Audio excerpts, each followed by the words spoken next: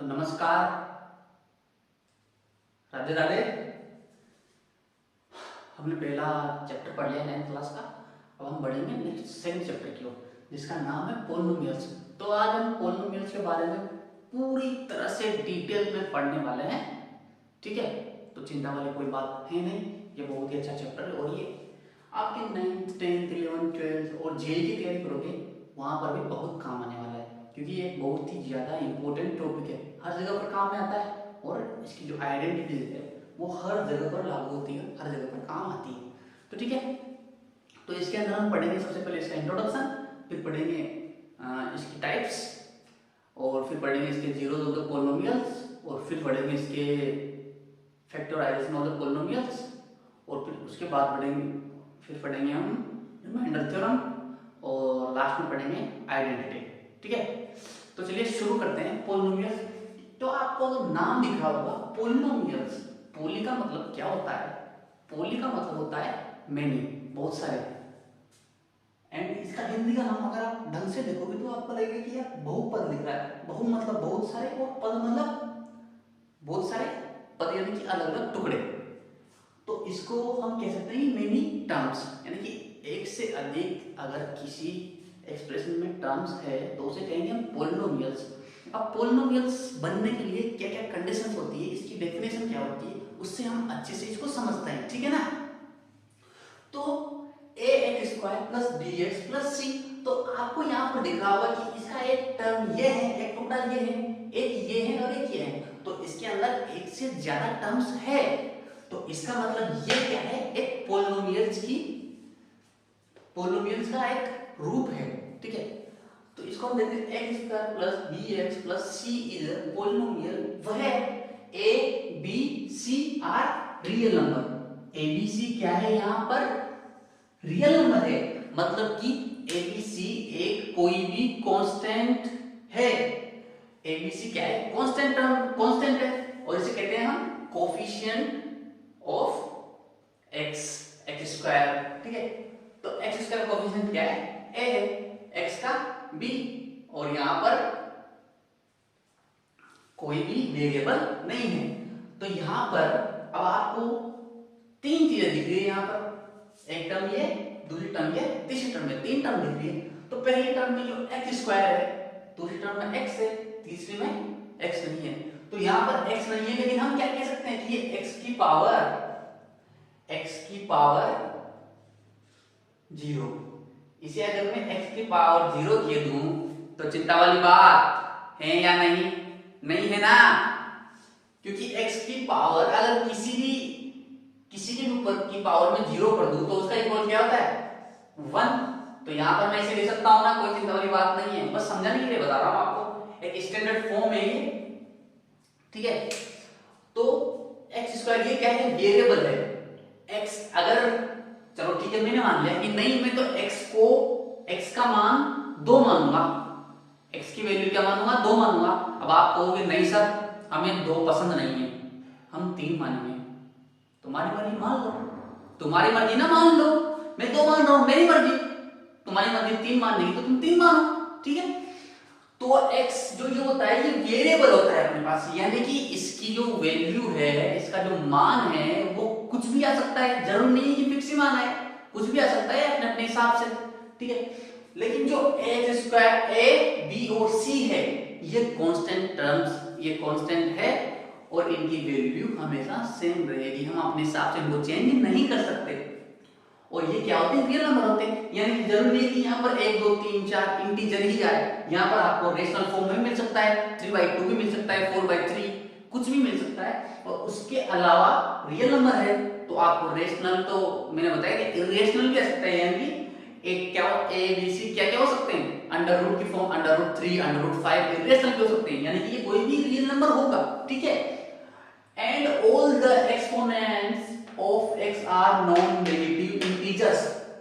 Exponents का मतलब होता है पावर, तो जो x की पावर है, वेरिएबल्स की पावर है, ठीक है, वो क्या होनी चाहिए, नॉन नेगेटिव, यानी कि वो नेगेटिव नहीं होनी चाहिए। कहने का मतलब ये है कि x की पावर -3 नहीं हो सकती।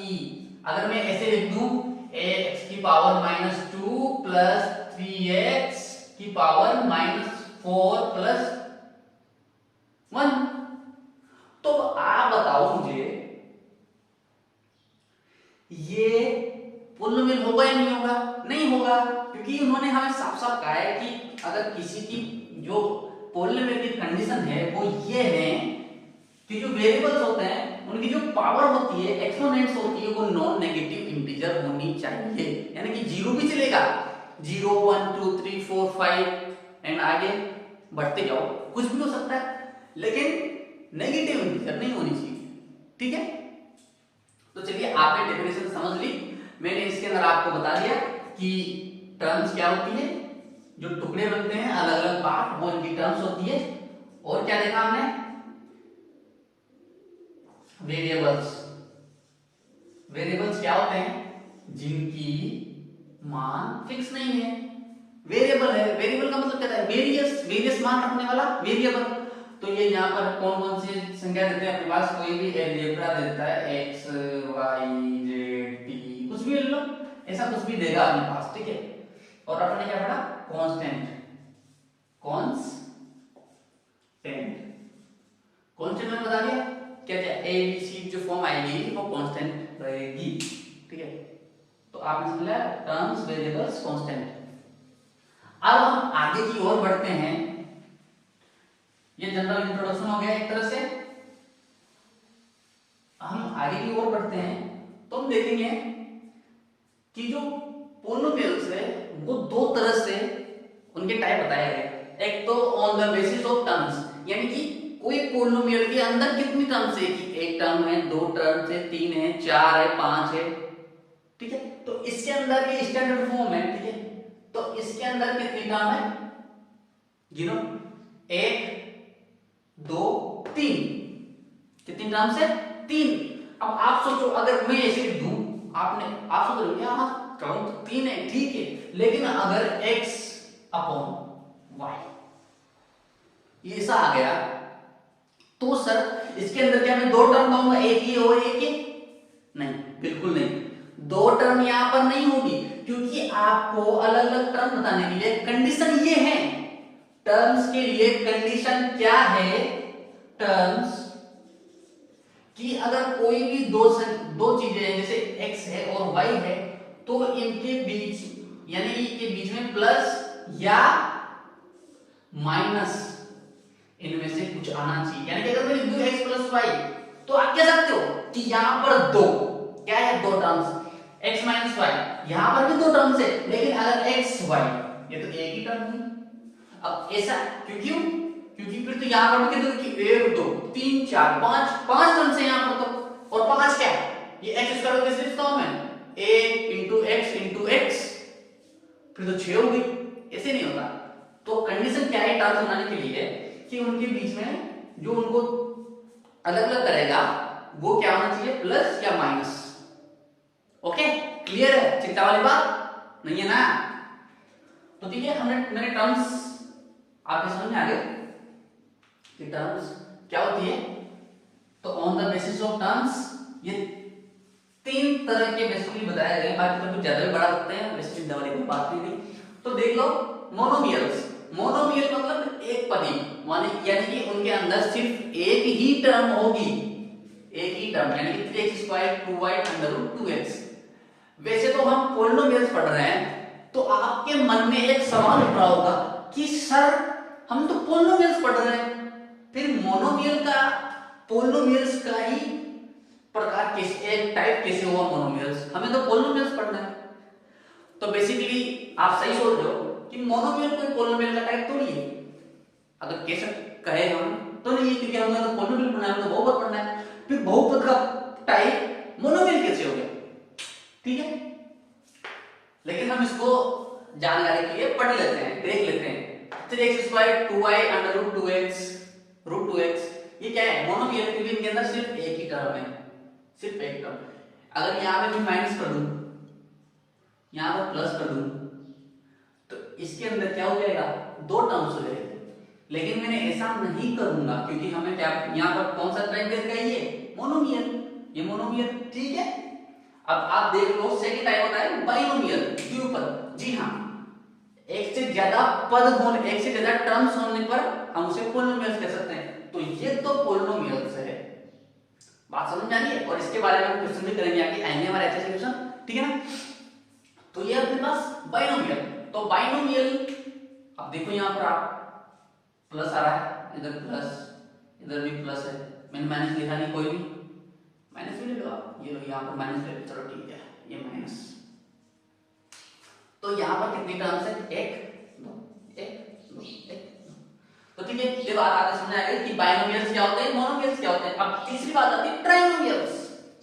थर्ड टाइप कौन सा है on the basis of terms में, ट्राइनोमियल्स। ट्राइनोमियल्स मतलब एक तीन टर्म्स। तो इसके अंदर कितनी टर्म्स है, एक दो तीन, जो कि ये क्या है, स्टैंडर्ड फॉर्म है। सबसे ज्यादा हम इसी के बारे में चर्चा करेंगे। किसके बारे में चर्चा करेंगे, इसके बारे में, ठीक है ना। ये तीन टर्म क्लियर है। अगर कुछ इसमें कोई दिक्कत हो तो आप मेरे को डीएम कर सकते हो, डायरेक्ट मैसेज, डीएम मतलब, ठीक है ना। कोई दिक्कत वाली बात है या नहीं, अरे बोलो, नहीं है ना, तो ठीक है। On the basis of terms हमने पढ़ लिया, अब हम पढ़ेंगे on the basis of degree, exponent, power. आराम से पढ़ेंगे, आराम से, ठीक है ना। कोई दिक्कत हो तो कोई टेंशन वाली बात नहीं है, फिर पढ़ लेंगे। On the basis of degree, degree मतलब एक्सपोनेंट, पावर जो ऊपर लगती है, यहाँ पर लगती है, मैंने पढ़ाया था ना लास्ट वाले चैप्टर में, एक की पावर m, एक की पावर n, ठीक है वही। तो on the basis of degree अपने पास क्या आता है, तीन टाइप के हैं इसमें भी, क्या, लीनियर, क्वाड्रेटिक, क्यूबिक, रेखिक, द्विघाती, त्रिघाती। तो जो लीनियर होता है, लीनियर का मतलब आपको पता चल रहा होगा, लीनियर मतलब सीधा, रेखिक। तो इसमें जो x की पावर होती है वो सिर्फ क्या होती है, 1। क्या होती है, 1। x की मतलब यहाँ पर y है तो y की पावर 1, यानी कि जो वेरिएबल होता है उसकी मैक्सिमम, किसी भी वेरिएबल की मैक्सिमम कितनी हो सकती है, उस वाले इक्वेशन के अंदर कितनी हो सकती है, पावर 1 हो सकती है। इसमें कितनी है, पावर 1। यहाँ पर मैं x लिख सकता हूँ, x की पावर 0 लिख सकता हूँ, लेकिन यहाँ पर y की पावर 1। अब आप सोच रहे हैं एक px = 4x + 5 लिख रखा है, लेकिन इधर तो कुछ लिख ही नहीं रखा। तो भी वेरिएबल्स है ना, तो वेरिएबल्स को हम ऐसे लिखते हैं। यानी कि अगर यहाँ पर अपने पास दे दे कि x = 1 है, 2 है, 3 है, अब इसे सोल्व करो, ज्ञान की बात है, आगे आएगा वैसे, लेकिन आप यहाँ पर भी देख लो एक बार। तो इसका मतलब ये है कि जो ये जो दे रखा है अपने पास, ठीक है, इसमें जो वेरिएबल है x, वो उसका आपने को जो वैल्यू क्या क्या रखनी है, 1 रखनी है, 2 रखनी है, 3 रखनी है। तो यहाँ पर हम इसको डिफरेंट वैल्यू रख के इसका जो टोटल वैल्यू वो निकालेंगे, यानी कि 4 × 1 + 5, और क्या सकता है 4 × 2 + 5, 4 × 3 + 5। तो यानी कि जो दे रखा है अपने पास यहाँ पर एग्जांपल, उसमें जो x में वेरिएबल है, अब यहाँ पर x में वेरिएबल, और यहाँ पर जो वेरिएबल है वो किसमें, y में वेरिएबल है। एक तरह से फंक्शन है, आप पढ़ेंगे 11 में जाएंगे तो ये फंक्शन है,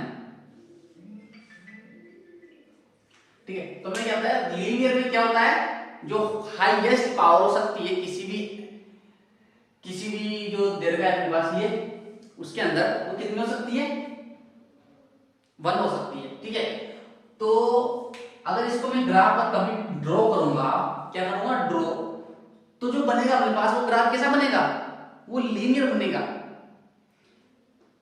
बताओ आपको कैसे बनेगा, ठीक है। तो देख लो एक बार, मान लीजिए ये इसको y मान सकता हूं ना मैं, ये y = 4x + 5, ठीक है। तो मान लीजिए ये अपने पास x, ये y, तो इसको सोल्व करता हूं मैं। मान लीजिए ये x है, y है, ठीक है ना।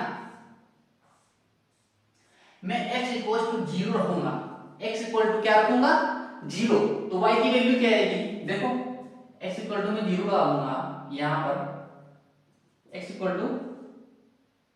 Equal to x equal to 0 डाल दूंगा तो क्या आएगा 4 इंटू 0 प्लस 5 क्या आएगा 5। समझ में आ रहा है ना। तो यहाँ y की वैल्यू क्या आएगी 5 आएगी। अगर मैं y इक्वल टू 0 डालूंगा y इक्वल टू 0 ठीक है तो ये 0 इक्वल टू 4 इंटू एक्स मतलब 4x प्लस 5। अब इसको आप सोल्व करोगे इसको इधर लाओगे तो क्या हो जाएगा माइनस का 5 इक्वल टू 4x तो ये नीचे आ जाएगा -5/4 इक्वल टू x। तो x इक्वल टू क्या होगा -5/4 y इक्वल टू 0 पर -5/4। अब आप सोचो x इक्वल टू 0 पर y कितना है। ये x इक्वल टू 0 है यहां पर भी 0 रहेगा y इक्वल टू कितना है 5 और y इक्वल टू 0 पर x इक्वल टू कितना है 5/4 -5/4 का मतलब 1 पॉइंट समथिंग माइनस से तरफ चलेगा ना ये नेगेटिव या पॉजिटिव तो यहां पर आया कुछ।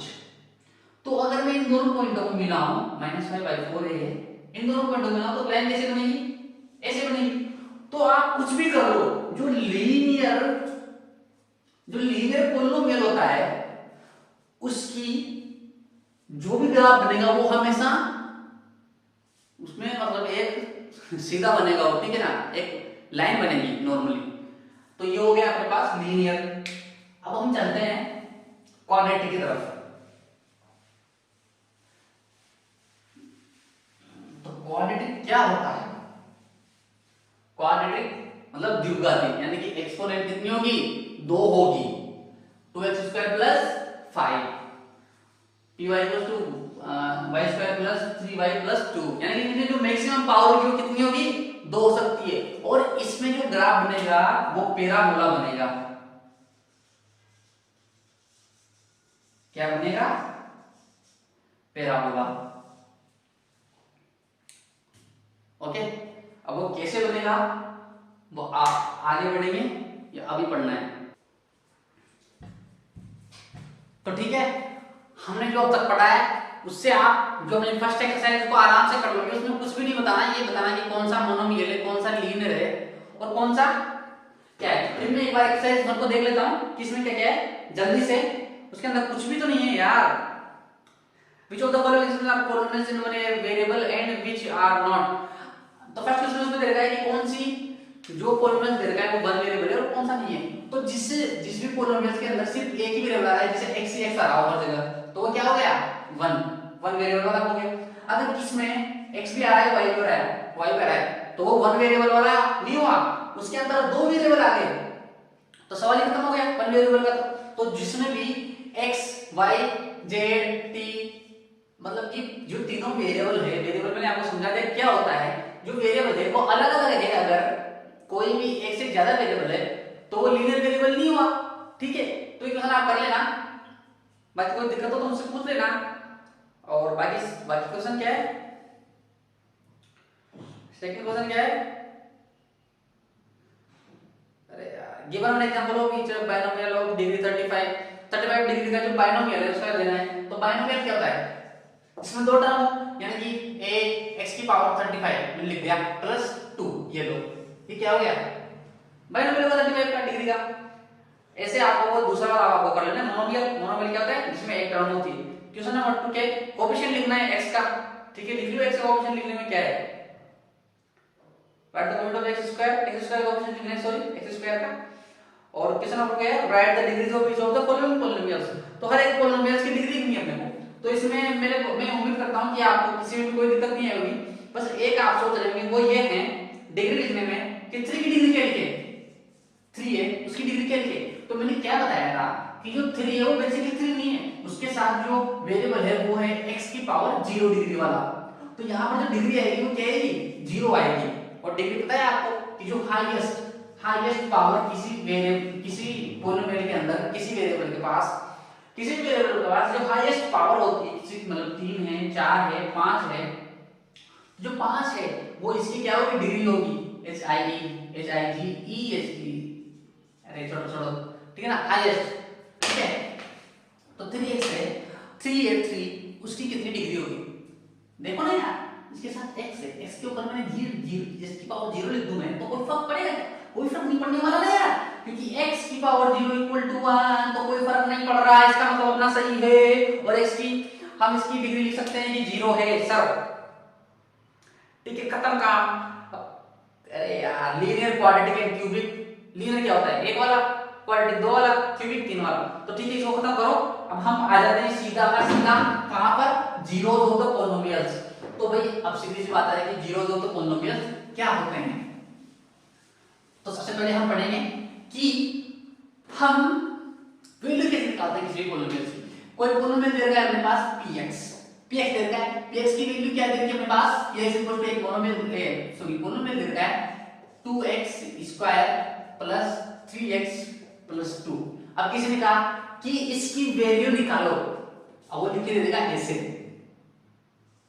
3 पर, या फिर ऐसे भी दे सकता है कि वेयर x इक्वल्स टू 3। कैसे भी दे सकता है, वो ऐसे भी दे सकता है कि p3 पर इसकी वैल्यू निकालो, या फिर x इक्वल टू 3 पर इसकी वैल्यू निकालो। कैसे भी दे सकता है, वो उसके ऊपर डिपेंड करता है कि उसका मतलब छापने वाला कौन है।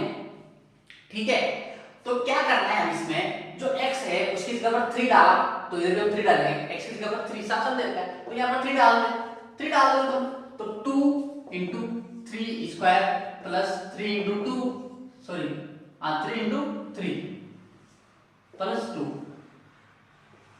अब इसको सोल्व करोगे वैल्यू आ जाएगी। ठीक है, ये होती है कि जो पॉलिनोमियल्स होते हैं उसके जीरोस होते हैं उनकी वैल्यू कैसे निकाली जाती है। अब बात आती है जीरोस की। किसकी बात आती है? जीरोस की बात आती है। तो जीरोस क्या होते हैं एक्चुअली कि अगर कोई पॉलिनोमियल्स आपके पास है, कोई पॉलिनोमियल्स आपके पास है और उसने कहा कि यहां पर कोई मैं एक बंदा लूंगा, a ले लिया मैंने, a क्या ले लिया? a, x equals to a। तो अगर इस x इक्वल्स टू a पर, इस x इक्वल्स टू a पर अगर इस a को ये दे दिया अपने पास x इक्वल्स टू a, तो a को यहां पर पुट करेंगे हम। तो अगर a को इसमें पुट करने के बाद जो ये वेरिएबल जो ये आएगा इसकी वैल्यू क्या आनी चाहिए? 0। क्या आनी चाहिए? 0। तो कहने का मतलब इतना सा है कि अगर किसी पॉलिनोमियल्स में हम वेरिएबल को किसी एक टर्म से या किसी एक नंबर से अगर रिप्लेस करें और उस पॉलिनोमियल की वैल्यू अगर 0 आ जाए तो वो जो नंबर था वो इस पॉलिनोमियल का जीरोस था। क्या था? जीरोस था। इतनी सी बात है, तू मेरे साथ है, खत्म काम। तो आप देखो, मैं पहले लीनियर पॉलिनोमियल से शुरुआत करता हूं। px इक्वल्स टू क्या है? मैंने दे दिया 2x माइनस 2। अब मैं पूछूं आपसे कि बताइए इसका जीरोस क्या होगा। तो x की एक ऐसी वैल्यू आप ढूंढो जिसको इधर पुट करने पर इसकी वैल्यू 0 आ जाए। तो मैं x इक्वल्स टू, आप साफ साफ दिख रहा होगा कि x को क्या लिखूंगा मैं? x को मैं अगर 1 लिख दूं तो ये क्या हो जाएगा? 2 into 1 minus 2 equal to 0। हाँ यार सही बात है। तो जो ये वाला पॉलिनोमियल है, लीनियर पॉलिनोमियल, इसकी जीरोस, इसका जीरोस क्या होगा? इसका रूट। और जीरोस को हम क्या कहते हैं? रूट भी कहते हैं जनाब। क्या कहते हैं जनाब? रूट भी कहते हैं। तो इसका रूट क्या हो जाएगा अपने पास? इसका रूट हो जाएगा अपने पास 1। ठीक है, तो ये मैंने बात बता दी आपको। अब कुछ करना नहीं है इसमें ज्यादा, ऐसे आपको निकालना है। और निकालना कैसे है? सीधी सी बात है कि आपके पास अगर कोई भी लीनियर पॉलिनोमियल दे रखा है 3x माइनस 4, तो आपसे पूछ ले कि x की वैल्यू क्या होगी कि इसकी वैल्यू 0 हो जाएगी, यानी इसका रूट क्या आएगा। तो रूट निकालने के लिए आप इसके इक्वल टू 0 करो, 0 करोगे और 3x इक्वल टू 4 हो जाएगा तो 4 और x इक्वल टू 4/3, यानी कि x की वैल्यू क्या होनी चाहिए? 4/3 होनी चाहिए। यानी जो इसका रूट है वो क्या आएगा? 4/3। अब जरूरी नहीं कि रूट इंटीजर में आए, इंटीजर समझते हो ना, 1 2 3 4 5 -1 -2 -3 -4 -5 और 0, ऐसे कुछ इंटीजर जरूरी नहीं है। वो रेशनल नंबर भी, मतलब रेशनल नंबर भी आ सकता है। ठीक है, तो ये अपने पास आ गया। रेशनल नंबर मतलब कोई भी रियल नंबर आ सकता है, रेशनल जरूरी नहीं है। तो ये अपने पास ऐसे हम इसको निकालेंगे। कैसे निकालेंगे? ऐसे निकालेंगे इक्वल टू 0 रख के। अब बात आती है कि इसके कितने जीरो हो सकते हैं। जो लीनियर पोलिनोमियल होता है, लीनियर पोलिनोमियल होता है, उसकी डिग्री कितनी होती है? 1 होती है। तो एक बात नोट करो कि लीनियर पोलिनोमियल जिसकी डिग्री, यानी कि जिस पोलिनोमियल की जितनी डिग्री होती है उसके बराबर ही उसमें रूट आएंगे, उससे ज्यादा कभी भी नहीं आएंगे, उससे ज्यादा रूट कभी भी नहीं आएंगे, उससे ज्यादा जीरोस कभी भी नहीं आएंगे। तो ये हो गया हमारे पास डिग्री 1, तो इसके कितने रूट आ सकते हैं? 1। अब ठीक है, चलो भाई इसका 1 आ गया, तो मैं अगर क्वाड्रेटिक पोलिनोमियल ले लूं,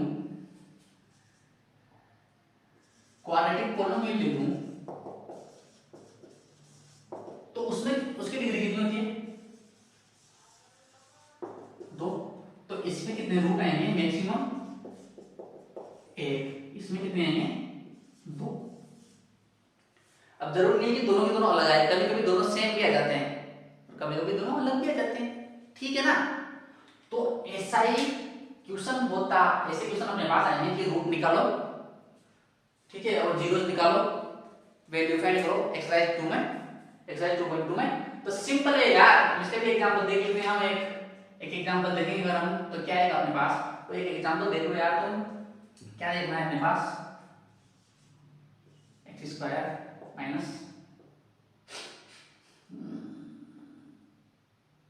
4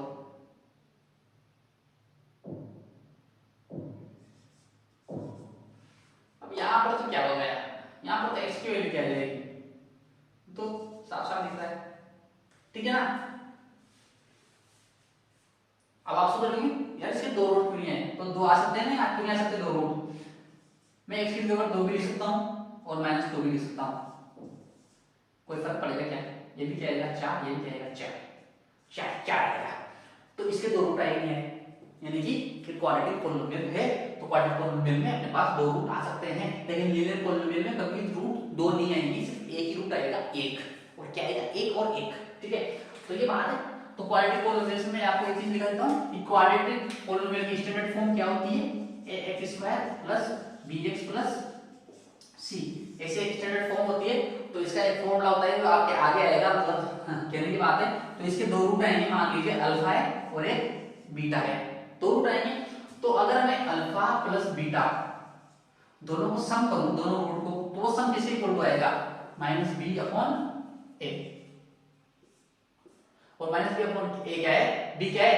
coefficient of x, and a क्या है? Coefficient of x²। तो आपको पता है कोएफिशिएंट क्या होता है? जो कांस्टेंट किसी वेरिएबल के साथ जुड़े होते हैं, मल्टीप्लाई हो जाते हैं, वो उनके कोएफिशिएंट होते हैं, तो ठीक है। और अगर मैं इन दोनों को मल्टीप्लाई कर दूं, दोनों रूट्स को, तो अपने पास क्या आता है? c/a, यानी जो constant upon coefficient of x² ये आता है, ठीक है। बात लिखने की जरूरत है नहीं, ये अपने पास आता है। तो हम चलते हैं, ठीक है। सीधी सी बात है, वो आपने देख लिया कि लीनियर पोलिनोमियल्स क्या होता है, क्वाड्रेटिक पोलिनोमियल्स क्या होता है देख लिया, और इसमें कितने रूट आएंगे, इसमें कितने रूट आएंगे। तो अब एक चीज मैं आपको बताता हूं जो आपके आगे आएगी, कि जो लीनियर पोलिनोमियल्स होते हैं जिसका जो ग्राफ बनता है, वो मैंने कहा था कि स्ट्रेट बनेगा। तो अगर मैं स्ट्रेट ग्राफ बनाऊं एक लीनियर पोलिनोमियल्स का, ठीक है, NPX का, ठीक है, तो ऐसा बनेगा, यानी कि जो इसका ग्राफ है लीनियर का, वो एक्स एक्सिस को सिर्फ एक ही बार टच करेगा, किसी एक पोलिनोमियल का। कितनी बार टच करेगा? एक ही बार टच करेगा। तो ये क्या हो गया अपने पास? लीनियर पोलिनोमियल से, और एक बार टच करने का मतलब है एक रूट है, यानी कि x की एक वैल्यू पर, x की एक वैल्यू पर, एक वैल्यू पर, x की एक वैल्यू पर y है वो 0 का, इस लाइन पर y क्या है? 0 है ना यार। तो y इक्वल टू, तो अपने पास पोलिनोमियल दे रखा है px, दे रखा है नहीं दे रखा? अच्छी सी चीज है, y इक्वल टू px दे रखा है, तो अपने को इसके इक्वल टू तो 0 करना है। तो x की इस वैल्यू पर y 0 हो रहा है, नहीं हो रहा? इस लाइन पर y 0 हो गया ना, हुआ ना या नहीं हुआ? हो गया ना। तो अपने को 0 करना है, तो x पर सिर्फ एक ही ऐसा पॉइंट आएगा जहां पर y इक्वल टू 0 हो जाएगा। और अगर मैं बात करूं किसकी, बात करूं मैं क्वाड्रेटिक की, बात करूं मैं इस क्वाड्रेटिक की, ठीक है, तो क्वाड्रेटिक पोलिनोमियल्स के अंदर क्या है? जो अपना ग्राफ है, जो पैराबोला बनता है, और वो दो जगह पर x एक्सिस को कट करेगा, ऐसे कुछ, इस पर और इस पर, समझ में आ रहा है? इस पर 2 पॉइंट पर, यानी कि एक इस पॉइंट पर भी y 0 होगा और एक इस पॉइंट पर भी y 0 होगा। ठीक है, अब ये ग्राफ कैसे भी बन सकता है, ये ग्राफ ऐसे भी बन सकता है, ये ग्राफ यूं भी बन सकता है, ये ग्राफ टच भी नहीं करे, वो ठीक है, वो अलग बात है। आगे की बातें जो आप पढ़ोगे बाद में जाने के बाद उसको बताने की जरूरत अभी नहीं है। ठीक है, ये इमेजिनरी रूट्स होते हैं, उनको बताने की जरूरत अभी नहीं है, चिंता की बात नहीं है। ठीक है, नहीं है तो मैं इसको यही खत्म करता हूं। मैंने बता दिया ग्राफ में कैसे रिप्रेजेंट करते हैं, जितनी बार एक्स एक्सिस को कोई ग्राफ कट करता है इसका मतलब उसके उतने ही रूट है। और अगर कोई ग्राफ ऐसे कट कर ले, मान लीजिए किसी ग्राफ ने ऐसे कट कर ले 1 2 3, इसका मतलब है कौन सा पॉलिनोमियल है, क्यूबिक। और इसके कितने कितने रूट है, रूट कितने इसके 3। तो ये चीज है आपको 10th में आएगी, अभी देख लो। लेकिन अगर कभी आप कोई एग्जाम दो, जैसे किसी का एग्जाम दोगे, कोई कंपटीशन एग्जाम, कोई क्या बोलते हैं उसको, कौन से होते हैं वो यार, ओलंपियाड वगैरह, तो आ जाए तो गलती से, ठीक है ना। तो ऐसी चीजें हैं जो मैंने आपको बता दिया। एक्सरसाइज में चलते हैं, एक्सरसाइज में कुछ अच्छे से क्वेश्चंस होंगे, उनको देख लेते हैं और खत्म करते हैं लेक्चर आज का यहीं पर। ठीक है ना, तो ये आ गया roots and zeros of the polynomials. ठीक है, तो मैं आ गया अपनी रुक जाओ बस 1 मिनट रुक जाओ, खत्म बस 9th मैथमेटिक्स। ठीक है, तो हमें करनी है आपको एक्सरसाइज 2.2। ठीक है, एक्सरसाइज 2.2 में कुछ भी नहीं है, कुछ भी। एक्सरसाइज 2.2, अरे यार मैं रिमाइंडर जरूर तो तुम्हें आज ही कराने वाला था, लेकिन थोड़ी दिक्कत हो गई।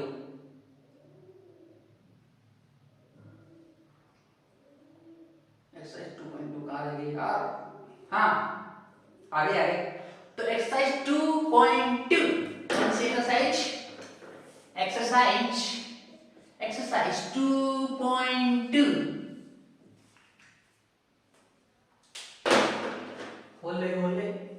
होले find the value of polynomial. Polynomial की वैल्यू फाइंड करनी है। x इक्वल टू एक जगह 0 डालना है, एक जगह x इक्वल टू -1 डालना है और एक जगह x इक्वल टू 2 डालना है, और कुछ भी नहीं करना। कितना सीधा है, सिर्फ पॉलिनोमियल में x को रिप्लेस करके ये डालना है और कैलकुलेशन करनी है। कैलकुलेशन आपको आती है और नहीं भी आती, मैं नहीं सिखा रहा, मैं नहीं सिखा रहा कैलकुलेशन। अच्छे से पढ़ो। दस्सी तो 6, अरे दस्सी। ठीक है, दूसरा क्वेश्चन है find P0 P1 and P2। मैंने क्या कहा था कि आपको कैसे भी दे सकता है, तो ऊपर वाला और नीचे वाले क्वेश्चन में बिल्कुल भी डिफरेंस नहीं है। वो तो बताओ आप है क्या, है नहीं है ना। ठीक है, तो वैल्यू पुट करनी है। अब आइडेंटिटी भी देख लिया करो, कभी कुछ क्वेश्चन सीधे हो जाते हैं। जैसे आप फोर्थ वाले क्वेश्चन को देखो, फोर्थ वाले पार्ट को, सेकंड क्वेश्चन में x-1 और x+1, तो ये कौन सी आइडेंटिटी होगी, a - b और a + b, यानी कि a² - b²। b क्या है यहाँ पर 1, और a क्या डालना है अपने पास, एक बार 0 डालना है, एक बार 1 डालना है, तो 1 - 1, एक बार 2 डालना है, तो 2 1 तो 4 -1। ये आंसर आएगा अपने पास -1 0 3। कुछ नहीं है यार, कुछ भी तो नहीं है, सड़े क्वेश्चन है। तब क्वेश्चन देख लो तुम, verify whether the following are zeros of the polynomials indicated against them। अब यार ये क्वेश्चन है बड़ा सीधा क्वेश्चन। इन्होंने क्या कहा कि वेरीफाई करो कि जो दे रखे हैं x की वैल्यू, y की वैल्यू, t की वैल्यू जो भी दे रखी है वो इनके जीरोस हैं या नहीं। तो जीरोस कौन होते हैं, जिनको डालने पर पॉलिनोमियल्स की वैल्यू क्या रहे, 0 आ जाए। तो पॉलिनोमियल्स के अंदर इनको डालना है, आपको पुट करना है, x की जगह पर y की जगह पर जो भी दे रखा हो जिस भी फंक्शन में वो डालना है। और अगर पॉलिनोमियल्स की वैल्यू 0 आ जाए तो इसका मतलब क्या है, वो क्या है, जीरोस है उसके। अब इसमें एक क्वेश्चन दे रखा है, वो मैं आपको करवाता हूं, देखिए सीधा क्वेश्चन है वैसे तो। कौन सा क्वेश्चन, x+1 और x-2, ये है क्वेश्चन नंबर 3 का 4th पार्ट। 4 पढ़ ले रहा है मेरे आज।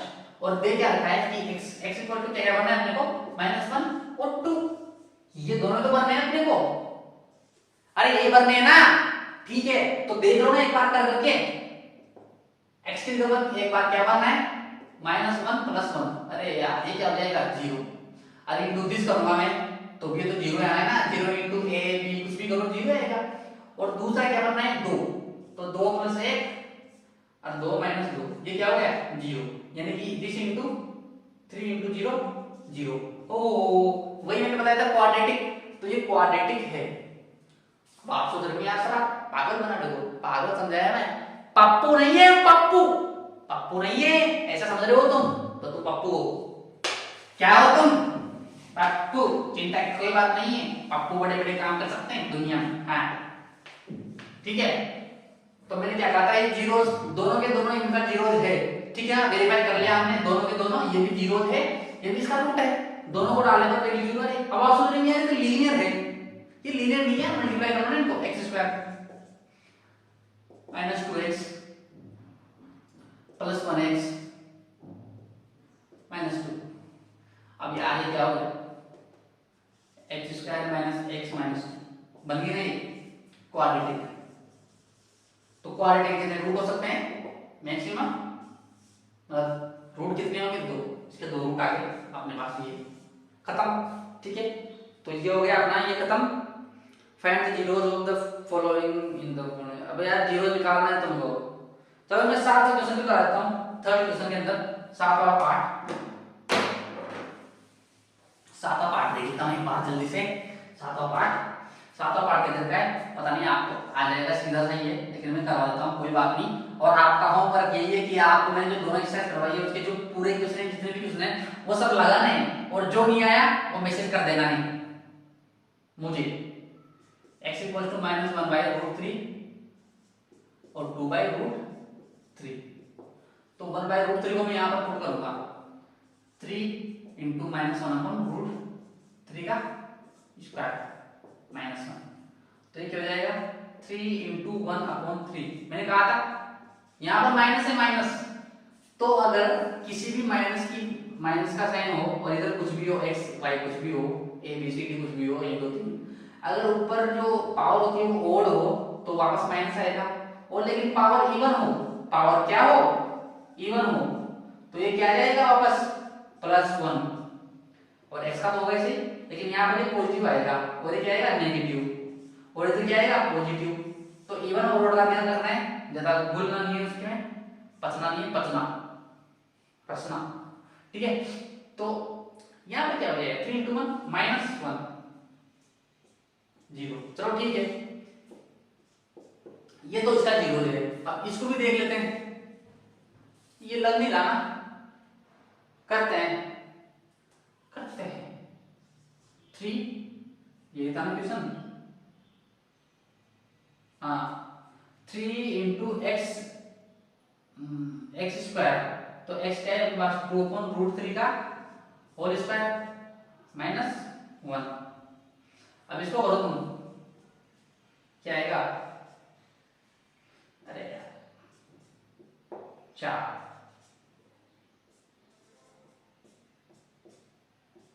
नहीं आ रहा, 4 में से क्या 3, तो इसमें जो एक है फर्स्ट वाला वो इसका रूट है, -1/√3 इसका क्या है रूट है या नहीं, इसका रूट है। अब आप सोच रहे हो यार ये कैसे रूट में भी कैसे, ये इरेशनल नंबर है ना, तो मैंने कहा था कि जो रूट है वो कोई भी रियल नंबर हो सकता है, और जो एबीसी जो आते हैं उसके कोफिशिएंट वो भी कोई भी रियल नंबर हो सकता है। तो यहाँ पे यही हुआ, कोई भी रियल नंबर हो गया। अब आप समझ रहे हैं ये क्वाड्रेटिक है, ये क्वाड्रेटिक है ना, तो इसका एक ही रूट कैसे आया, तो इसका दूसरा रूट भी है, बताओ क्या, बताओ इसका रूट अपने को क्या देखा था, यहाँ माइनस देखा था ना माइनस, तो मैं अगर इसका एक दूसरा रूट 1/√3 ये लिख दूं, अरे तो दे रखा है -1/√3, तो क्या फर्क पड़ेगा, कुछ नहीं पड़ रहा ना, क्योंकि यहाँ पर स्क्वायर हो जाएगा, तो प्लस हो या माइनस हो कोई फर्क नहीं पड़ रहा, चिंता वाली बात है क्या, नहीं है ना। तो ये दोनों इसके रूट होंगे, लेकिन इन्होंने एक ये दे दिया और एक गलत दे दिया, तो ये तो इसका रूट है, ये नहीं है। तो अपने उस क्वेश्चन के अंदर रूट वेरीफाई करने जो हमने कर दिए, तो एक्सरसाइज 2.2 खत्म हुई। बाकी आपके रिमाइंडर थ्योरम, फैक्टराइजेशन और अलजेब्रिक आइडेंटिटीज बच रही है, उसको मैं करा दूंगा। अभी इनके लिए आप इनको अच्छे से पढ़ो और पूरा का पूरा लेक्चर देखना, मैंने एक्चुअली क्या है ना, मैं आज आपको पूरा चैप्टर कराने वाला था, मैं आज आपको पूरा चैप्टर कराने वाला था, और मैंने रिमाइंडर थ्योरम तक कर भी लिया था, मतलब रिकॉर्ड कर भी लिया था, लेकिन हुआ क्या पता, जो बोयो था ना, बोयो माइक्रोफोन कॉलर माइक, तो क्या हुआ, सेल खत्म हो गया उसका। तो जो पहला वाला जो पार्ट है ना, इंट्रोडक्शन वाला, सिर्फ वही हो पाया अच्छी आवाज, बाकी जितने भी पार्ट शूट किए ना बाद वाले, उनमें आवाज नहीं, तो कट करके उनको ये नया बनाया है मैंने, दोबारा मेहनत करके। बाकी पूरा चैप्टर होने वाला था, कम से कम 3 जो पार्ट थे, कम से कम आधा घंटे का वीडियो दोबारा करना पड़ा शूट, ठीक है। तो खत्म करते हैं यहीं पर, और एक्सरसाइज करके लानी है पूरी, और मेरे अगर अगला पार्ट पढ़ना हो, मैंने थोड़ा बहुत ठीक ठाक पढ़ाया होगा तो बता देना मेरे को ताकि और अच्छे से पढ़ाऊँ मैं आगे, और नहीं तो मेरे को भी आगे से आएंगे। और नवोदय वालों, इसका जो वाचिंग पावर है ना, वो बहुत ज्यादा रहना चाहिए इस बार, ठीक है, ठीक है ना। और वीडियो पसंद आई हो तो लाइक सब्सक्राइब और ठोक देना लाल पर, ठीक है, कर देना यार, ठीक है ना, ठीक है, चलो ठीक है, ओके बाय, खत्म खत्म।